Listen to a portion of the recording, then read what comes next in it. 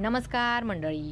Star प्रवाहावरील लग्नानंतर होईलच प्रेम या मालिकेच्या पुढील येणाऱ्या भागामध्ये आपल्याला असं बघायला मिळणार आहे की वसुंधरा अजूनही तिचा गुन्हा कबूल करायला तयारच नसते. पण ज्यावेळेस मिथुन काका आता व्हिडिओ दाखवतात तर वसुंधराची बोबडीच वळते. व्हिडिओ बघितल्यानंतर अखेर विक्रमचे डोळे उघडतात आणि त्याला वसुंधराचं सगळं कारस्थान समजतं. त्यानंतर तो नंदिनीची वसुंधराला माफी मागायला सांगतो. तर नंदिनी म्हणते की या घरात जर राहायचं असेल तर मान खाली घालूनच राहावं लागेल आणि रम्या आणि वसुंधरा मान खाली घालूनच नंदिनीला बोलू लागतात.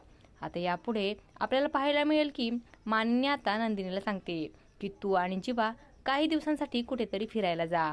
गेल्या काही दिवसापासून घरामध्ये खरंच खूप टेन्शन होतं, त्यामुळे आता तुम्ही कुठेतरी रिलॅक्स व्हा.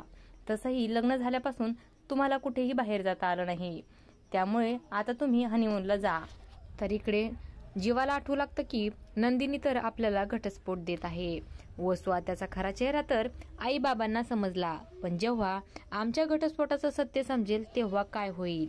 आई माझ्या संसाराची किती काळजी घेते, पण तिला हे माहिती नाही की नंदिनी फक्त 6 महिन्यांसाठी आपल्या घरात आहे. त्याचवेळी नंदिनी आता जीवासोबत बाहेर जायला तयार होते. तर पुढे येणाऱ्या भागामध्ये नंदिनी आणि जीवा हनीमूनला जाणार का हे पाहणं अतिशय रंजक ठरणार आहे.